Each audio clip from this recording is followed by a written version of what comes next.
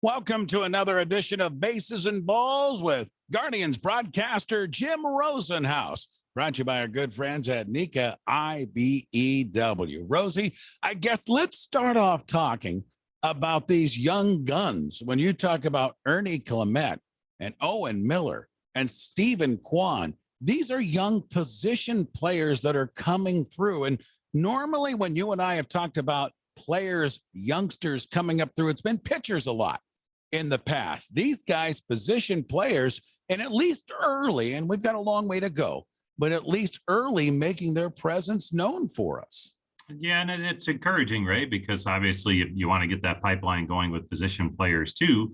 So, I think the common theme for Clement and Miller was that they were up here last year and kind of got their feet wet and went through their struggles at the major league level and were able to take that into the offseason, work on some things that they identified last year with the coaches and really get some good things done heading into this year's spring training. And it's carried through to the start of the regular season. Quan's a different story, this being his first go round in the major leagues, but he's been everything you could hope for. And when you talk to different people, whether it's Chris Antonetti, at the head of baseball operations or some of the people in the development system, I don't know that they're not surprised, but they believed in the kid and they saw what he was doing at the minor league level, and they didn't see why that wouldn't translate at the major league level. Maybe not to the extent that it did for that first week to 10 days, but they feel that he can play up here because of the style of play offensively that he uses. Put the ball in play,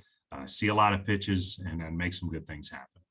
Rosie, are you starting to see a trend or a start of baseball in general starting to turn? Normally in history, baseball corrects itself. And for the last 5 to 10 years, it's been home run or strikeout. It seems like teams, Stephen Kwan, for example, and others that I'm seeing in baseball, are starting to look at these guys, are going to put the barrel on the ball, make contact, and put it in play.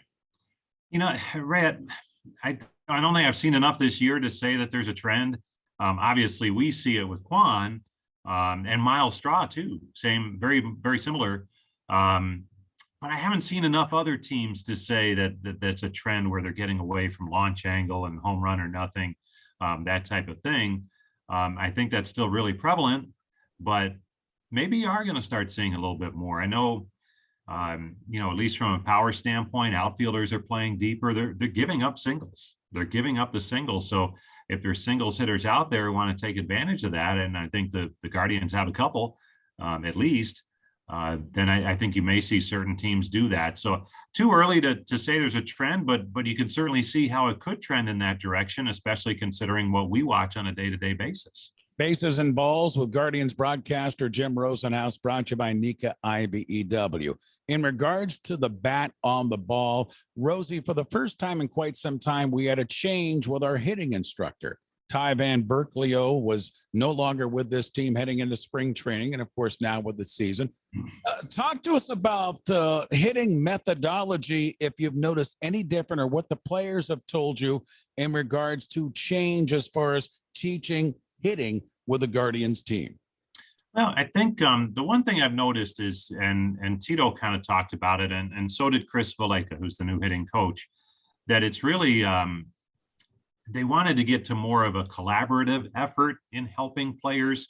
So yes, Chris Valleca is the quote hitting coach, but he works very closely with Victor Rodriguez, as Ty Van Berkelio did, but they also bring in some members of the front office as well to help with certain things on the analytics side, and then to get the swing where they want it to be. But it's that collaboration that they feel has had a real good impact, especially on someone like an Owen Miller and an Oscar Mercado, who came in here before the lockout in November and worked with Chris to kind of get a feel for what he liked to do. So I think that's probably the main difference. I mean, methodology, I'm not really sure. I think the hitting coaches here have always catered to what makes each individual hitter the best they can be. There's no blanket way to do it.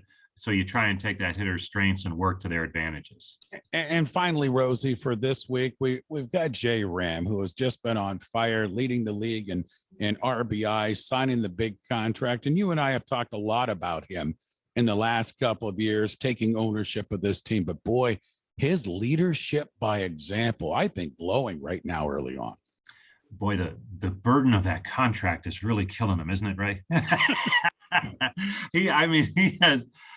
He's taken his game to another level. It just seems like it's relaxed him, and not that he was uptight at all, but he's just been able to. He's been JRam, which the player that we've grown accustomed to. But to your point about leadership, the young players really look up to him. Because not only because of the numbers that he puts up, but the way he does it. He's a double waiting to happen on any base hit out of the box. He goes from first to third. He plays the game hard, and he's funny. They like being around him. He's a funny guy. So you combo that, and they're great qualities for him to be the leader of this team. And now knowing that he's going to be here for a long time, that helps too. So he can, they know he's vested in this thing, and really cares about winning and wanting to do the right thing and show others how to do that. So it's a real good dynamic going with Jose Ramirez. I know you saw it, and I did as well. It was wonderful to see on opening night the standing ovation that JRam got there at the ballpark. Yeah, because Ray, let's face it, just based on some of the constraints here, it's hard for this franchise to sign someone long-term, especially a superstar. And he is a superstar in this game. And they were able to do that. And I think the fans recognize that he had to want to be here in a big way for it to happen.